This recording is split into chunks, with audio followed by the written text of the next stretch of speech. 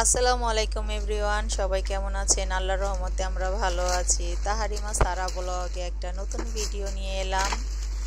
এটা হচ্ছে আমাদের বাজারের একটা ব্লগ। এখানে ঈদের সব বাজারপত্র আপনাদের সাথে শেয়ার করব। আমাদের এবার একটু দেরি হয়ে গেছে, সারার বাবার একটু কাজ ছিল, তাই দেরিতে সব বাজার এনেছে, সেগুলোই শেয়ার করছি এবং গুছাবো এগুলো। এখানে অনেকগুলো লুডুস আনা হয়েছে, আমার ছেলে মেয়ে লুডুস খেতে পছন্দ করে। পাস্তা, একটা গুঁড়ো দুধের প্যাকেট, লবণ।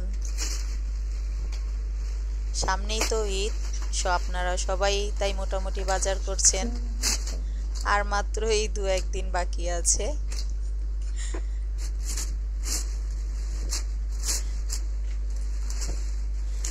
এমনিতেই সব মশলা এনে দিয়েছে সারার বাবা, ওগুলো আগেই গুছিয়ে রেখেছি। পোলার চাল, তারপর আরও অনেক মশলা যেগুলো লাগে মাংস রান্না করার জন্য, সবই অনেক আগে এনে দিয়েছিল সেগুলো। শুধু এগুলাই একটু, এই বাজারগুলোই দেরি হয়ে গেছে। এখানে চিনি, নুডলস, মুগ ডাল, মসুরের ডাল। আমরা বাসায় সবাই একটু খিচুড়ি খাই কম বেশি, কিন্তু সারামণি একটুও খায় না।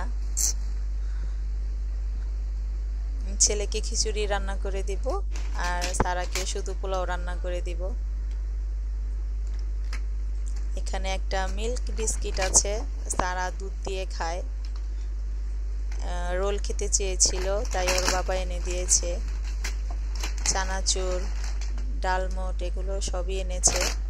আমাদের এলাকাতে আবার ঈদের 2-3 দিন সব দোকান বন্ধ থাকে, কিছুই পাওয়া যায় না, তাই সব কিছুই নিয়ে এলো। এখানে ট্যাংয়ের প্যাকেটও এনেছে, সারা খেতে চেয়েছিল। তারপর আপনার বিরিয়ানির মশলা, একটা রোস্টের মশলা, তারপর রাঁধুনি হালিম মিক্সড, এগুলো সবই এনে দিয়েছে।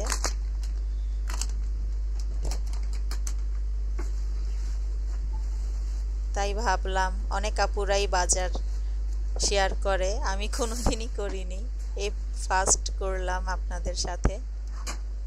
জানি না কেমন হবে, আপনারা জানাবেন কমেন্টে কেমন হলো। অনেক আপুরা তো সুন্দর করে বাজার গুছায় এবং শেয়ার করে, অনেক আপুদেরটাই দেখি। আরও অন্যান্য বাজার আরও আগে গুছিয়ে রেখেছি ওগুলো।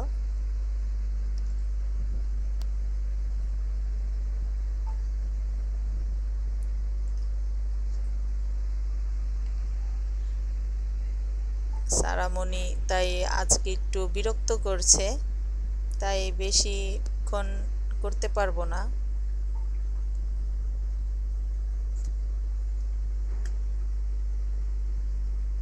এগুলো আবার সবই গুছিয়ে নিব।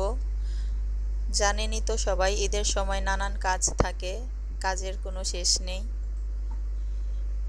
ঘরও গুছাতে হয়, আবার কিছু মশলাও করব আজকেই, আর তাই ভাবলাম আগে বাজারগুলো গুছিয়ে নেই, পরে মশলার দিকে যাব।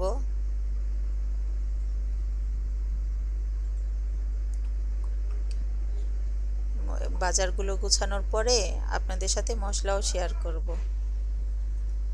এই তো আমি এখানে দারচিনি এলাচি বেটেছি, আর ধনে বেটেছি, ছোট ধনিয়া আছে। আপনারা কোন এলাকায় কি নামে জানেন আমি ঠিক জানি না। এখানে আদা রসুনও বেটে নিব। তাই তো নানান কাজে আপনার খুব হুলস্থুল হয়ে যায় ঈদের সময়টা, ঈদের আগ মুহূর্ত।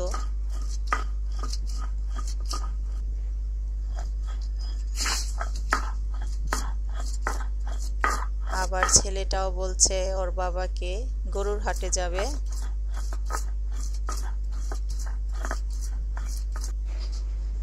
সারামণিও যাওয়ার জন্য কাঁদছিল, কিন্তু ওকে নেয়নি। এখানে কিছু মোরব্বা বানাবো। ওর বাবা বলছিল একটু মোরব্বা করে দিতে, তাই আমগুলো ছিলে কাঁটা চামচ দিয়ে একটু কেচে নিয়েছি। অল্প করেই করব, বেশি করব না, কারণ মোরব্বা তেমন খাওয়া হয় না, শুধু চিনির মধ্যে থাকে। আগের রাতে আমি মোরব্বাগুলো কেচে নিয়েছিলাম।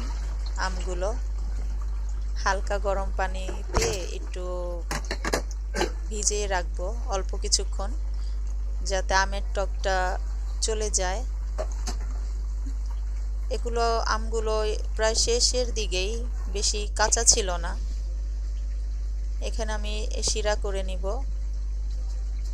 1 লিটার পানি নিয়ে নিয়েছি। এখানে পরিমাণ মতো চিনি দিয়ে দিচ্ছি, লাগলে আবার পরে দিব একটু। আর মশলাও দিয়ে দিলাম। মোরব্বা তো তেমন কঠিন কিছু না, আপনারা তো সবাই বানান। আমাদের এখানে আমাদের এলাকায় এইভাবেই বানায়, ছোট থেকে দেখে আসছি, তাই এইভাবেই করি। তো গরম পানি থেকে একটু আমের টুকরোগুলো একটু চেপে চেপে নিব।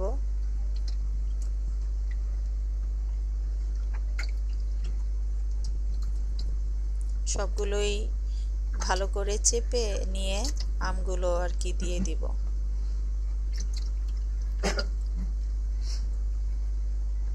ভাবছি খুলে নাকি যায়।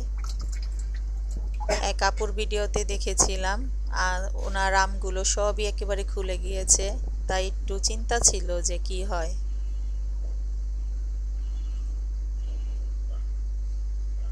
এখন বিসমিল্লাহ বলে দিয়ে দিলাম, জাল করে নেব।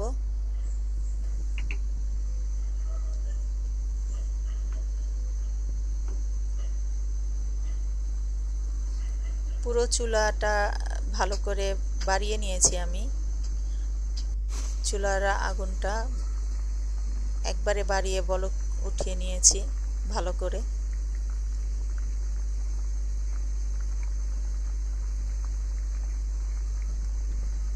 কাঁচা আমও প্রায় শেষের দিকে, জানি না এখন পাওয়া যায় কিনা বাজারে। এই তো আমি বেশি পাতলা শিরা করিনি, শিরাটা একটু ঘন করেই নামিয়ে নিয়েছি।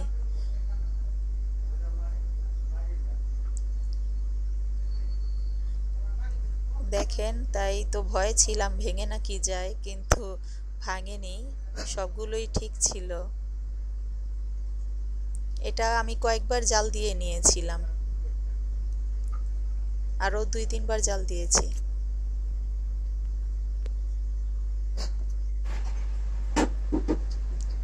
এই তো একটু খিচুড়ির সাথে খাওয়ার জন্য একটু টক আচার দিব। আমরা সবাই খিচুড়ির সাথে একটু আচার খাই, আর তেমন কোনো আচার খাওয়া হয় না।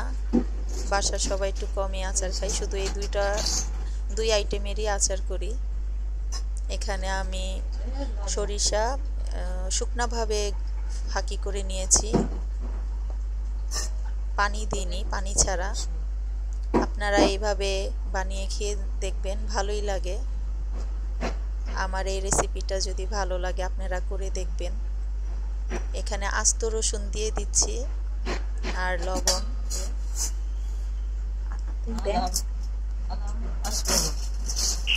এখানে আস্ত 5 ফোড়ন দিয়ে দিচ্ছি।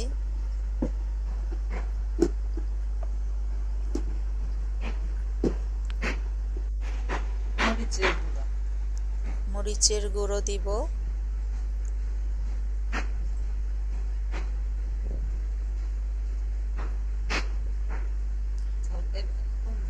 আপনারা কে কে টক আচারটা খান খিচুড়ির সাথে জানাবেন।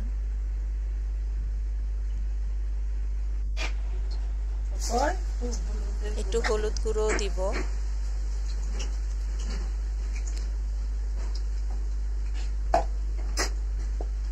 এই তো আমার ব্যস্ত দিন গেল এই কয়েকটা আমের উপরে দিবেন না? ভিনেগার দিয়ে দিব। এটা সবচেয়ে বড় বোতলের ভিনেগার, আমি অর্ধেক বোতল ভিনেগার দিয়েছি এখানে।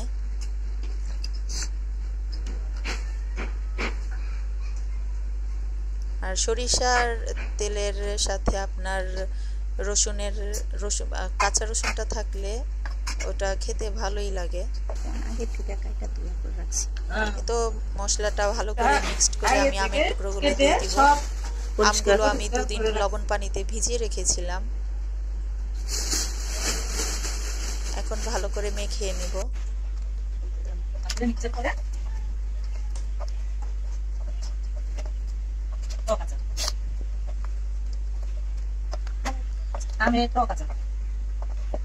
ভালো করে মেখে কাচের বয়মে সব ভরে নিব। এটা আর কি কিছুদিন রোদে শুকাতে দিতে হবে, কয়েকদিন। আজ আমটা সিদ্ধ না হওয়া পর্যন্ত। আপনারা সবাই তো জানেন রোদে অনেক দিন রাখতে হয় আমটা নরম হওয়া পর্যন্ত। যখন এটা কমপ্লিট হবে তখন আপনাদের আবার একবার দেখিয়ে দিব কেমন হলো আমার আচারটা। আমি কখনোই বানাইনি, এই ফার্স্ট বানালাম আজকে, তাও আমার আন্টিকে সাথে নিয়ে, যে দেখি কেমন হয়।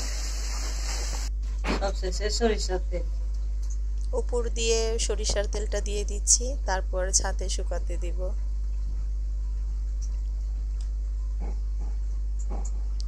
আপনাদের সবাইকেই অগ্রিম ঈদের শুভেচ্ছা। সবারই এখন ব্যস্ত সময় যাচ্ছে কাজ নিয়ে। আমার ভিডিওটা ভালো লাগলে লাইক করবেন, কমেন্ট করবেন, আমাদের চ্যানেলটা সাবস্ক্রাইব করবেন। এই তো এখন কারেন্ট চলে গিয়েছিল, তাই একটু অন্ধকার। ভুল ত্রুটি হলে ক্ষমা দৃষ্টিতে দেখবেন, আমার পাশে থাকবেন।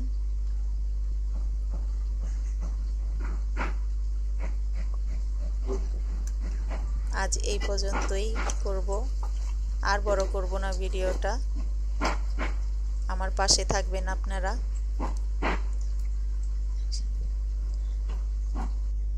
আল্লাহ হাফেজ।